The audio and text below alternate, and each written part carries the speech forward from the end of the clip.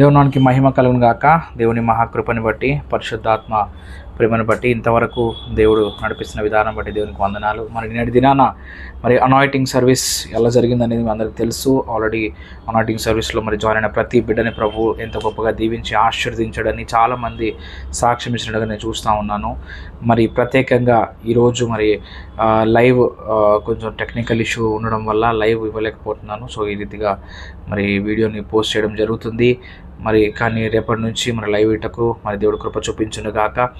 ప్రత్యేకంగా దేవుని యొక్క మహా ప్రేమను బట్టి మీ అందరికీ ఒక నూతన వర్తమానం ద్వారా మేము ముందుకు వచ్చాను. ఆల్రెడీ మీరు అక్కడ థంబ్నెయిల్లో చూసుండొచ్చు. టాపిక్ వచ్చేసి ఏంటంటే ప్రార్థన, ఫాస్టింగ్ ప్రేయర్. ఈ రోజుకి 8వ రోజు ఫాస్టింగ్ మనం ప్రేయర్ చేసుకుంటున్నాము. జేసీఆర్ఎం మినిస్ట్రీస్లో పాల్పొందుకున్న ప్రతి బిడ్డ ఉపవాసంలో ఎంతమంది ఉంటున్నారో ప్రతి బిడ్డతో దేవుడు మాట్లాడబోతున్నాడు. ప్రతి బిడ్డతో దేవుడు కావాల్సిన కృపణీయబోతున్నాడు. దాన్ని బట్టి ఆ దేవాదేవునికి మహిమ కలుగును గాక.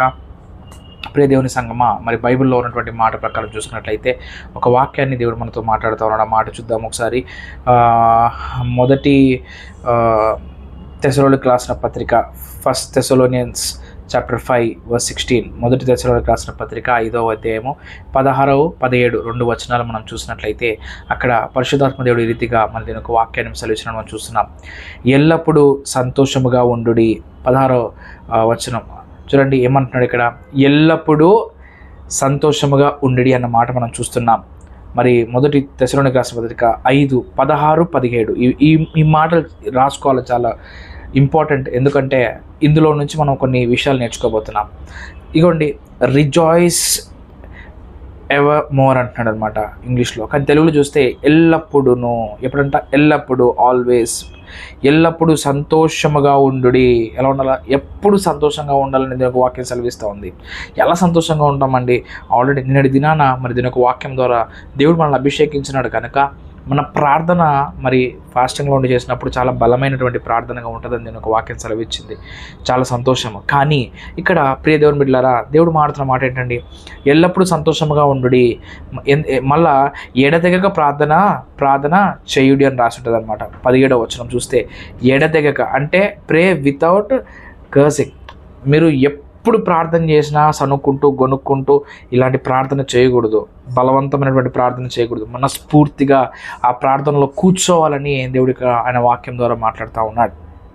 చూడండి, అందుకే మీరు ఎల్లప్పుడూ అంటే సంతోషంగా ఉన్నా, దుఃఖంగా ఉన్నా, నువ్వు ఎలా ఉన్నా, you need to pray to God. నువ్వు సంతోషంగా ఉన్నప్పుడు కృతజ్ఞతలు చెల్లించడానికి ప్రార్థన చేయి. నువ్వు కష్టాల్లో ఉంటే, ఇబ్బందుల్లో ఉంటే, నువ్వు అక్కడ ప్రభా ఈ సమస్య పెట్టి దీని నుంచి చాలా గొప్పది ఇవ్వబోతున్నావు అని చెప్పి విశ్వాసంతో నువ్వు ప్రార్థన చేయాలా. So pray like a righteousness man. ఈరోజు టాపిక్ వచ్చేసింది ఏంటంటే ప్రే లైక్ రైచియస్నెస్ మ్యాన్. నువ్వు ఎలా ఒక నీతిమంతుడు ప్రార్థన చేసినట్టుగా ప్రార్థన చేయాలని దేవుని ఒక వాక్యం సెలవిస్తూ ఉంది. Hallelujah. So pray like a righteousness man. నీతిమంతుడు ప్రార్థన ఎలా చేస్తాడు? దేవుడిపైన ఎలాంటి నమ్మకంగా ఉంటుంది, ఎంత గొప్ప విశ్వాసం కలిగి ఉంటాడు. ఖచ్చితంగా నా దేవుడు ఇక్కడ చేస్తాడు, అద్భుతం జరిగిస్తాడు. ఈ ప్రాబ్లం వచ్చింది, ఈ సమస్య వచ్చింది, దీని నుంచి నా దేవుడు ఖచ్చితంగా బయట వేస్తాడు, నన్ను దీని నుంచి ఖచ్చితంగా ఈ ప్రాబ్లం నుంచి బయటపడేస్తాను అని చెప్పేసి విశ్వాసం ఉంటుందంట. హల్లెలూయా. అర్థమవుతుందండి?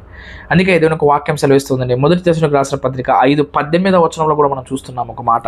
చూడండి, ఈ యొక్క మాట నేను చదువుతాను చూడండి.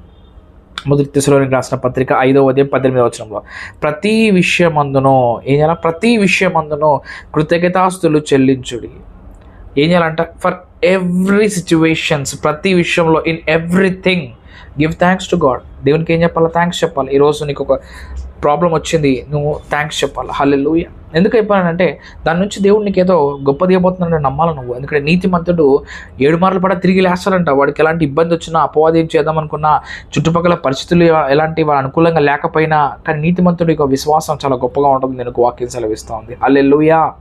ఎంతమంది నమ్ముచున్నారండి ఈరోజు? ప్రియ దేవుని సంగమా, దేవుడు మాట్లాడుతున్నటువంటి మాట చాలా గొప్పది, బలమైంది, నూతనమైంది కనుక ఒక విషయం మీరు చాలా జాగ్రత్తగా చూడాల్సిందిగా నేను కోరుతా ఉన్నాను. అందుకే అంటున్నాడు, ఎల్లప్పుడూ నువ్వు ఏం చేయాలంటే ప్రతి విషయంలో కూడా కృతజ్ఞతాస్తుతులు చెల్లించాలి. ఇలాగూ చేయుట యేసుక్రీస్తునందు మీ విషయములలో దేవుని చిత్తము. ఇది దేవుని చిత్తమే ఉన్నది.